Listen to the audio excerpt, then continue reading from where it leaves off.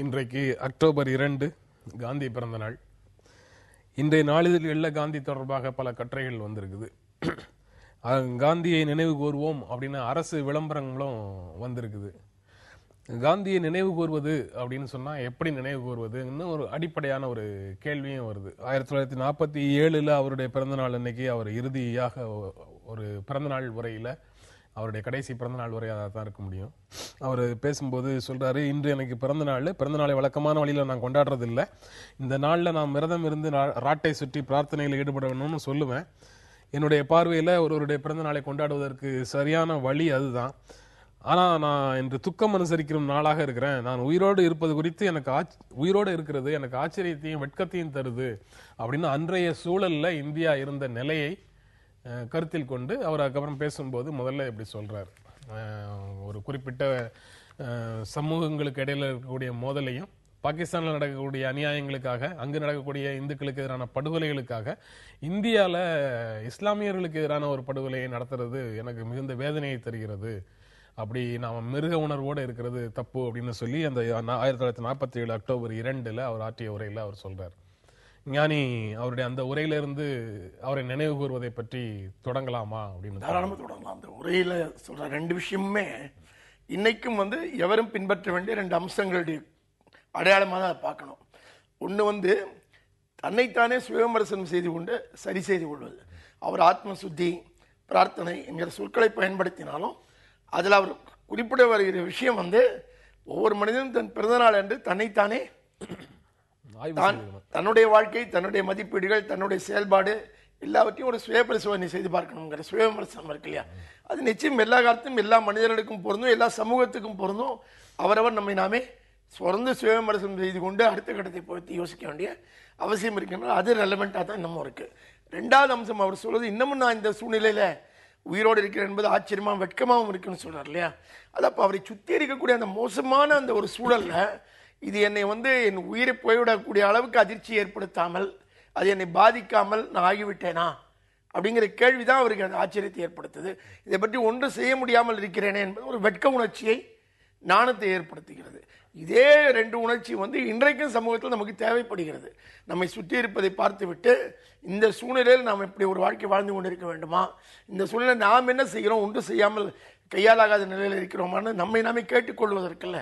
இது இந்த இரண்டு உணர்ச்சிகளுமே இன்றைக்கும் பொருத்தமான உணர்ச்சிகளாக காந்திக்கு மட்டுமல்ல, ஒவ்வொரு மனிதருக்கும் ஒவ்வொரு சமூக பிரஜைக்கும் தேவையான உணர்ச்சிகளாக தான் அது இருக்கு. அந்த சுய ஆய்வு, அதுக்கப்புறம் இருக்கக்கூடிய சூழல்ல நாம எப்படி இருக்கோம் அப்படிங்கிற சமூகத்துடைய சூழல் நம்மை பொருத்தி பார்க்கிறது. ரெண்டு விஷயத்துல இன்னைக்கும் காந்தியினுடைய கருத்துக்கள், காந்தியினுடைய அடிப்படை அரசியல் தத்துவமே ஞானி சொல்ற மாதிரி செல்ஃப் பியூரிபிகேஷன் தான்.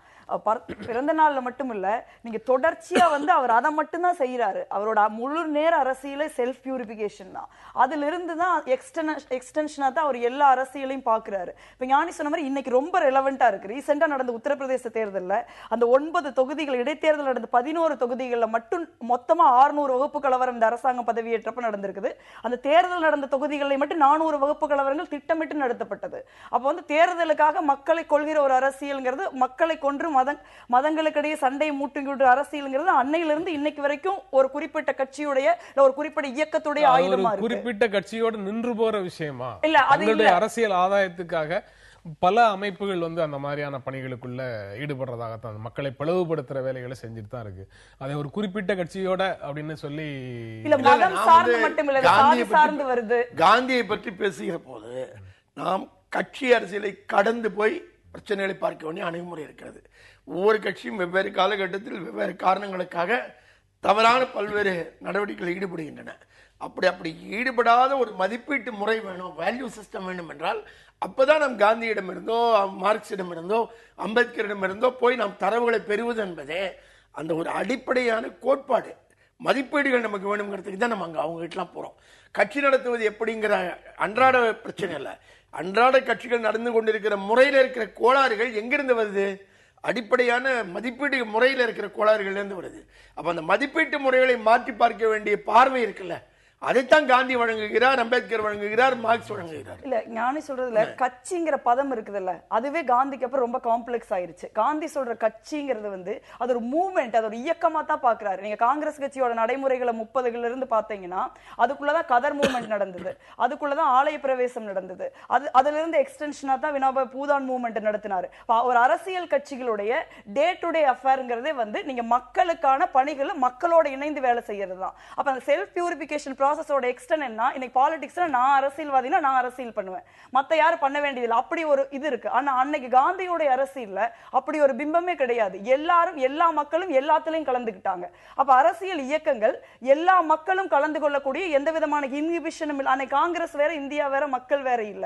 இப்ப காங்கிரஸ் கட்சி அதுவும் வந்து விவாதத்துக்குரிய விஷயம், சிக்கலான பேச்சு. அதாவது அவங்க வந்து ஒரு கட்சியை சார்ந்தவங்கனால அவங்க கட்சியை தாண்டி அந்த அமைப்பு முறையை தாண்டி அவங்களால சிந்திக்க முடியல. கட்சியாவே இல்லைங்கிறத நான் சொல்றேன். அது கட்சியா அன்னைக்கு இல்ல, ஒரு மூவ்மெண்டா இருக்கிறப்ப ஞானி என்ன சொல்றாருன்னு கேட்டு வரேன். அதாவது மக்கள் பணி மக்கள் தேவை சார்ந்து மக்களோடு சேர்ந்து இயங்கி வேலை செய்வதுன்னு சொல்லிட்டா இங்க ரொம்ப சாதாரணமா ஒரு அம்மா உணவகத்தை கூட மக்கள் பணின்னு சொல்லிடலாம். பாத்தீங்கன்னா மலிவு விலையில் உணவு கொடுப்பது, மலிவு விலை காய்கறி விற்பது, இவை எல்லாமே கூட மக்கள் பணி தான். அது மக்களோடு இணைந்து தான் நடக்குது. மக்கள் எல்லாம் மகிழ்ச்சியோடு ஏற்றுக்கொள்கிறாருன்னா, ஆனால் மதிப்பீட்டு ரீதியாக இதுதான் மக்களுக்கு செய்ய வேண்டியதாங்கிற கேள்வி இருக்குல்ல, அது வராமலே நீங்க செஞ்சுட்டு இருக்கலாம்.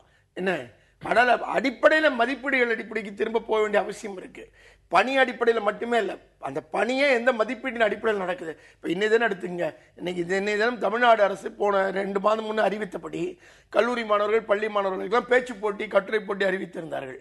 இன்றைய தினம் அவர்கள் எல்லாம் பேச வேண்டிய தலைப்பு காந்திய வழியில் அம்மா ஆட்சி. அந்த தலைப்பில் தமிழ்நாடு முழுவதும் பள்ளிக்கூடங்களையும் கல்லூரிகளையும் போட்டி நடத்தும்படி ஒரு 2 மாதங்களுக்கு முன்னால் தமிழக அரசு உத்தரவிட்டிருந்தது. இன்னைக்கு எந்த பள்ளியிலாவது இந்த தலைப்பில் நடைமுறையில் போட்டி நடத்த முடியுமா இன்றைய தினம்? என்றால் எந்த காந்திய வழியில் அம்மா ஆட்சி என்று சொன்னார்கள். ஆனால் அவங்க இன்னைக்கு ஒரு ஊழல் வழக்கில் குற்றஞ்சாட்டப்பட்டு ஜாமீன் எதிர்நோக்கி சிறையில் இருக்கிறாங்க. என்ன இன்னைக்கு தினம் எந்த பள்ளிக்கூடத்தில் இந்த நிகழ்ச்சி நடத்த முடியும், போட்டியை நடத்த முடியும்? எந்த கல்லூரியில் இதை நடத்த முடியும்?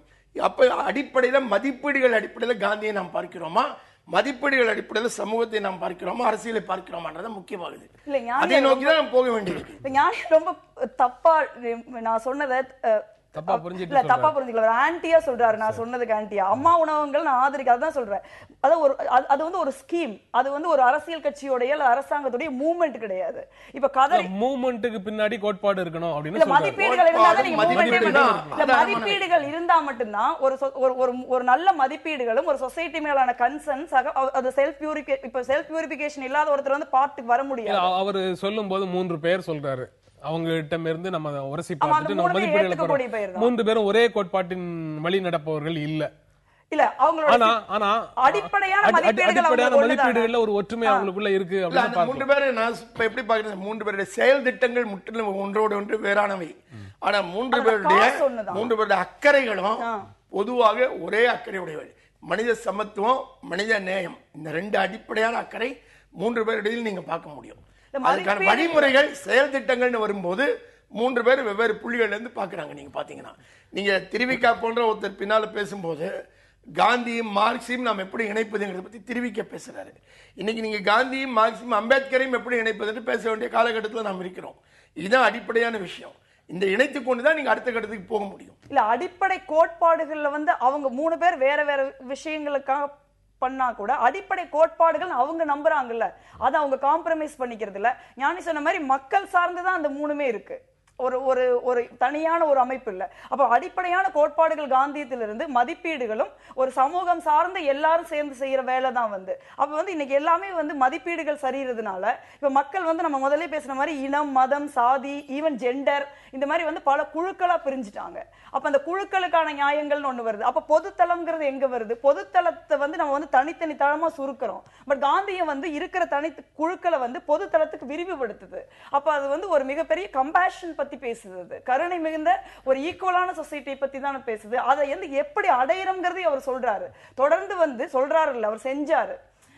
என்னோட லைஃப் தான் என்னுடைய செய்தின்னு அதனாலதான் அவர்னால சொல்ல முடிஞ்சது.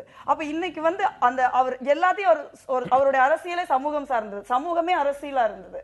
அப்ப இன்னைக்கு வந்து நான் அரசியல் பண்றவங்க ஒரு குரூப் அரசியல் கட்சிகள் கையில வந்து அதை வந்து நம்ம ஒப்படைச்சிட்டதுனால இன்னைக்கு வந்து அதுக்கான கான்சிக்வன்சஸ் நம்ம அனுபவிக்கிறோம்.